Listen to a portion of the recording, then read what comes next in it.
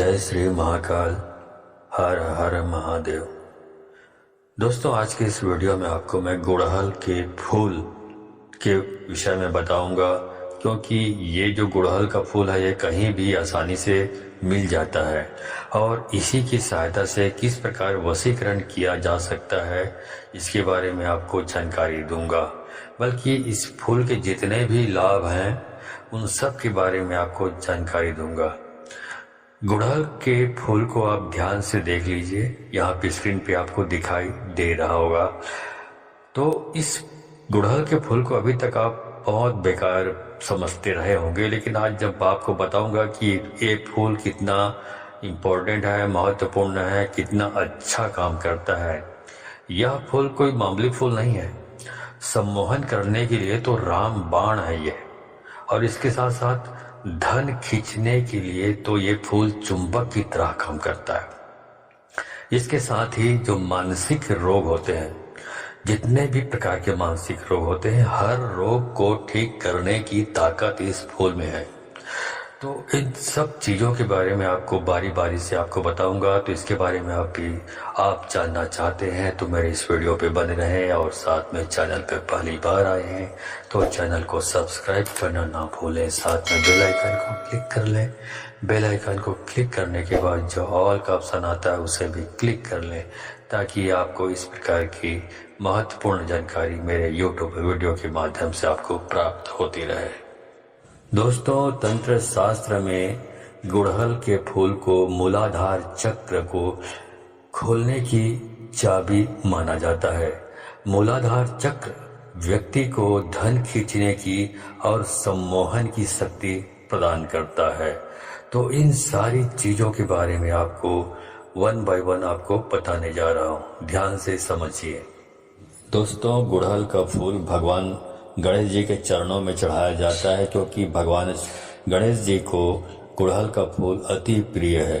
तो जो भक्त लोग भगवान गणेश जी के चरणों में फूल चढ़ाते हैं वो इसलिए चढ़ाते हैं क्योंकि उनको पता होता है कि भगवान गणेश जी के चरणों में गुड़हल का फूल चढ़ाने से उनके जो रुके हुए कार्य हैं, जो भी कार्य अटके हुए हैं, जो भी विघ्न बाधाएं आ रही है, वो सारे के सारे विघ्न बाधाएं या जो रुकावटें हैं वो हट जाती है, छट जाती है, और उनको अपने काम में सिद्धि प्राप्त होती है। इसलिए भगवान गणेश जी के चरणों में गुड़हल का फूल चढ़ाया जाता है। दोस्तों, गुड़हल का फूल इस्तेमाल किया जाता है उन लोगों के लिए जिनका मणिपुर चक्र बिल्कुल कमजोर हो गया है।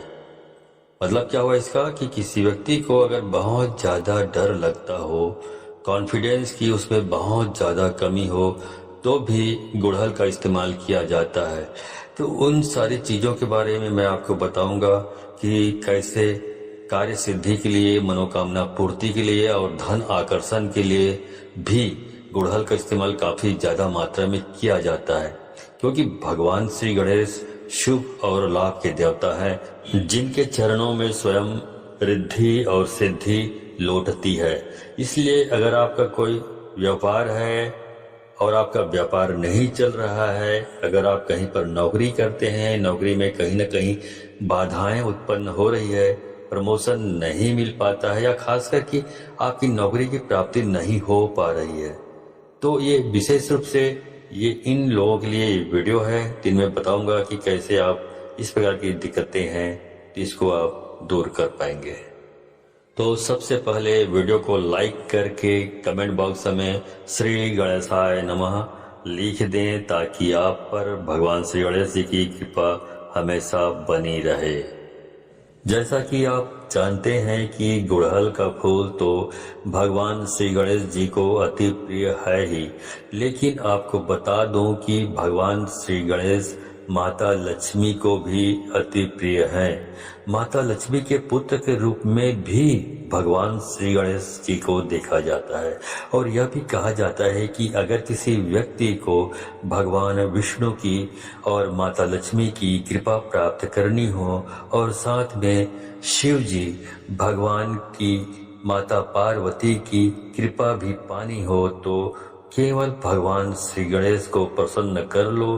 भगवान श्री गणेश को प्रसन्न करने मात्र से ही राहु केतु चंद्र ग्रह तक भी बिल्कुल ठीक हो जाते हैं। जैसा कि आपको मैं पिछले वीडियो में बता चुका हूं कि राहु केतु अगर किसी व्यक्ति का खराब हो जाए तो उसे उस व्यक्ति के मन में बहुत ही ज्यादा बुरे ख्याल विचार आने लग जाते हैं। यानी कि ऐसे विचारों की उसके मन में श्रृंखला होती है कि वह बहुत ज्यादा चिंता करता है, हर एक चीज से डरता रहता है। और राहु केतु का सीधा संपर्क चंद्र ग्रह से होता है। यानी कि राहु केतु अगर किसी व्यक्ति का खराब हो तो चंद्र खराब होना भी उसका बिल्कुल निश्चित ही है, क्योंकि राहु केतु जो होता है वह किसी भी व्यक्ति को नशे की लत में डाल देता है। और जिन व्यक्तियों का राहु केतु खराब होता है तो ऐसे लोग बहुत ज्यादा अधिक मात्रा में नशा कर सकते हैं। तो भगवान गणेश जी की कृपा पा ली जाए तो इतने सारे लाभ उठाए जा सकते हैं। राहु केतु को ठीक किया जा सकता है, चंद्र ग्रह को ठीक किया जा सकता है। और राहु केतु ऐसा नहीं है कि केवल बुरे प्रभाव ही देते हैं, जिस व्यक्ति पर अच्छे प्रभाव देते हैं ऐसा व्यक्ति कभी भी अपने जीवन में गरीब हो ही नहीं सकता। यानी कि अगर उसका सब कुछ बर्बाद हो जाए, सब कुछ छीन भी लिया जाए तो दोबारा से सारी चीजों को प्राप्त करने की पूरी शक्ति भी अपने अंदर समेटे हुए होता है। और राहु केतु अगर किसी व्यक्ति का अच्छा हो और ऐसे व्यक्ति का, क्योंकि अगर राहु अच्छा होता है तो चंद्र ग्रह भी बलवान उस व्यक्ति का हो ही जाता है और उसमें कहीं न कहीं आसुरी शक्तियां अपने आप ही आने लग जाती है। यानी कि ऐसे लोग बिल्कुल कठोर हो जाते हैं। जैसे कि आपने देखा हो कि काफी लोग कुछ बहुत अच्छा काम भी करते हैं लेकिन फिर भी उनके दिल पर कोई असर नहीं पड़ता है, उनकी प्रसन्नता पर कोई असर नहीं पड़ता है और खूब ज्यादा धन कमाते ही चले जाते हैं। तो यह भी केवल राहु केतु के प्रभाव के कारण ही जीवन में होता है। राहु केतु जिस व्यक्ति का अच्छा हो ऐसा व्यक्ति गरीब हो ही नहीं सकता, बल्कि बहुत ज्यादा अधिक धनवान वह निश्चित ही मिलता है। तो इन सारी चीजों को प्राप्त करने के लिए, अपने जीवन में अच्छा करने के लिए विशेष रूप से भगवान श्री गणेश की कृपा पाना बेहद आवश्यक है और बहुत ज्यादा जरूरी भी है।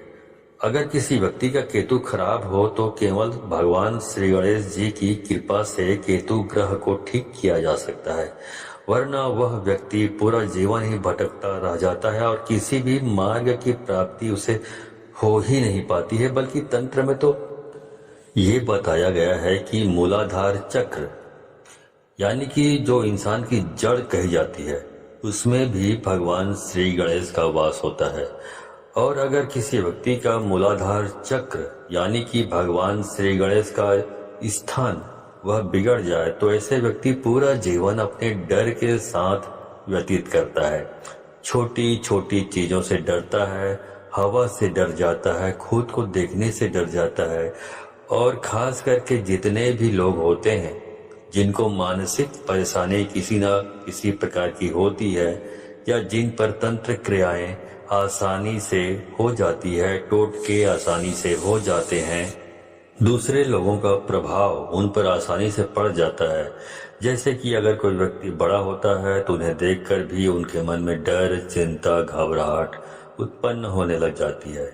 यह भी इसलिए होता है क्योंकि उन लोगों का मूलाधार चक्र कमजोर हो जाता है। तो दोस्तों, सबसे पहले चीज तो यह है कि गुड़हल के जो फूल होते हैं उसको हर रोज शाम के समय रस निकालकर अपनी जो आज्ञा चक्र पर नाभि केंद्र पर लगाया जाए और खास करके ज्ञान मुद्रा में बैठकर ओम गण गणपतिये नमः मंत्र का जाप किया जाए तो इससे मूलाधार चक्र बलवान हो जाता है और उस व्यक्ति के जीवन में सम्मोहन, आकर्षण, वशीकरण काफी गुना बढ़ने लग जाता है। बल्कि धन की प्राप्ति उसे निश्चित होने लग जाती है, क्योंकि इस छोटे से प्रयोग से ही उसका राहु केतु बलवान हो जाता है, उसका चंद्र ग्रह बलवान हो जाता है, भगवान श्री गणेश की कृपा उसे प्राप्त होने लग जाती है। तो आप ऐसा भी कर सकते हैं कि अपने घर में गुड़हल का पेड़ अवश्य ही लगा लें। गुड़हल के फूल उसमें आते रहते हैं तो एक दो फूल उसमें निश्चित ही रोज उगते हैं। तो उन फूलों को तोड़कर केवल भगवान श्री गणेश जी को चढ़ाकर उसका सेवन करना शुरू करें। उन्हें अपने नाभि में लगाना शुरू करें, आज्ञा चक्र पर तिलक लगाना शुरू करें और देखते ही देखते आप देखेंगे कि आपके जो मन में डर रहता था, चिंता रहती थी, वह धीरे धीरे गायब होने लगा है। आपका दिल मजबूत बलवान बनने लगा है, क्योंकि मूलाधार चक्र अगर किसी व्यक्ति का बलवान बन जाए तो सबसे पहला प्रभाव उस पर यही पड़ता है कि वह बिल्कुल निडर हो जाता है और बिल्कुल शांति स्वरूप में आ जाता है। सम्मोहन वशीकरण उनके लिए बिल्कुल प्रचंड हो जाता है और सम्मोहन उसके शरीर में बिल्कुल कृष्ण भगवान की तरह बहने लगता है। यानी कि जिस भी व्यक्ति की वह कामना करता है वह व्यक्ति उसके पास अपने आप ही खींचा चला आता है। ओम गण गणपतिये नमः यह भगवान श्री गणेश जी का मूल मंत्र है। तो ओम गण गणपतिये नमः यह तांत्रिक मंत्र भी कहा जाता है। इससे अधिक प्रभाव होते हैं, जिसमें होता यह है कि यह तांत्रिक मंत्र ही होता है, तो यह भी आप बिना किसी परेशानी के जाप कर सकते हैं। बल्कि अगर आपके पास सफेद हकीक की माला है या फिर कमरगट्टे की माला है तो इन दोनों माला से इस मंत्र का जाप किया जा सकता है। रुद्राक्ष की माला का इस्तेमाल इसमें आपको बिल्कुल भी नहीं करना है। गांठ बांधने अच्छी तरह समझ लें। काले हकीक की माला का इस्तेमाल भी आपको बिल्कुल भी नहीं करना है। गुड़हल के फूल से सम्मोहन के प्रयोग भी किए जाते हैं। अगर पत्थर पर पीसते हुए किसी व्यक्ति का ध्यान किया जाए जिसे आप अपने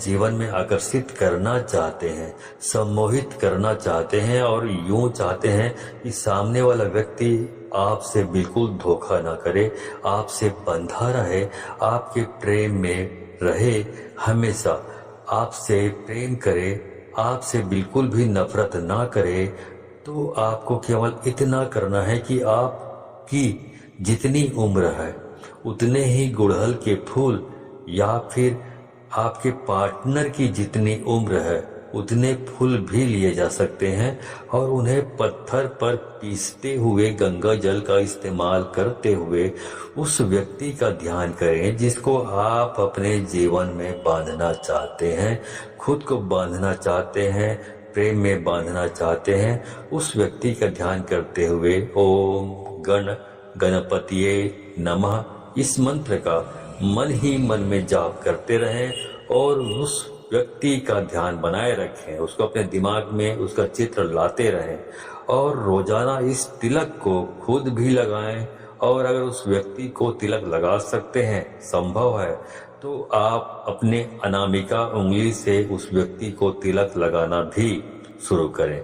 क्योंकि बहुत सारी महिलाओं की यही परेशानी होती है कि उसका पति उनसे बिल्कुल भी प्यार नहीं करता है, शादी करने के बावजूद भी दूसरी लड़कियों से संपर्क रखता है।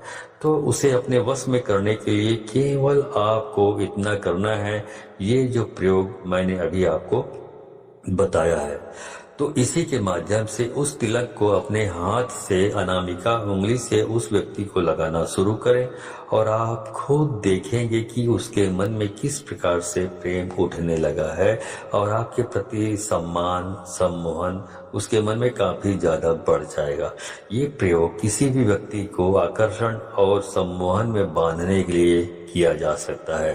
धन आकर्षण, नौकरी प्राप्ति के लिए भी, नौकरी में प्रमोशन प्राप्ति के लिए भी नाभि में अगर गुड़हल के फूल का रस लगाया जाए, रोजाना नहा धोकर लगाया जाए, तो इससे नौकरी में प्रमोशन की प्राप्ति होती है, तरक्की मिलती है, नौकरी में सफलताएं मिलती चली जाती है। बल्कि अगर आप नौकरी की तैयारी कर रहे हैं तो विशेष रूप से इस प्रयोग को करना चाहिए आपको, क्योंकि इसमें बुद्धि भी बलवान होती है। भगवान श्री गणेश को बुद्धि का देवता भी कहा जाता है। इसी के साथ जिस टेबल पर, जिस कुर्सी पर बैठ आप कार्य करते हैं, व्यापार करते हैं, नौकरी करते हैं या पढ़ाई करते हैं, वहां पर एक सफेद गणपति की मूर्ति अवश्य ही रखा करें। रोजाना काम शुरू करने से पहले, पढ़ाई शुरू करने से पहले भगवान श्री गणेश जी को नमस्कार करके उसके चरण अवश्य छुआ करें और ओम गण गणपतिये नमः मंत्र को बोलकर अपना कार्य शुरू किया करें। इससे सारी बाधाएं तुरंत हट जाती हैं, काफी लाभ की प्राप्ति होती है। ऐसे व्यक्ति के अंदर शांति अपने आप ही बनने लग जाती है, वह सुख में बहने लग जाता है। जैसा कि वीडियो की शुरुआत में मैंने आपको बताया, शिव परिवार, विष्णु परिवार अगर दोनों की ही कृपा प्राप्त करनी है तो केवल भगवान श्री गणेश के माध्यम से सभी की कृपा पाई जा सकती है। सारे राहु केतु ग्रह की कृपा पाई जा सकती है, चंद्र ग्रह की कृपा पाई जा सकती है, जो अचानक से किसी व्यक्ति के जीवन में धन प्राप्ति की योग बनाते हैं। तो ये सारी चीजें हमने आपको बता दी है। तो इस वीडियो को यदि आपको लगता है कि बहुत अच्छी जानकारी लगी है तो इस वीडियो को अधिक से अधिक लोगों को शेयर करें, ताकि अधिक से अधिक लोग इस जानकारी से परिचित होकर इसका लाभ उठा सके। तो आज के लिए बस इतना ही, मिलता हूँ अगले वीडियो में। तब तक के लिए धन्यवाद। जय श्री महाकाल। हर हर महादेव।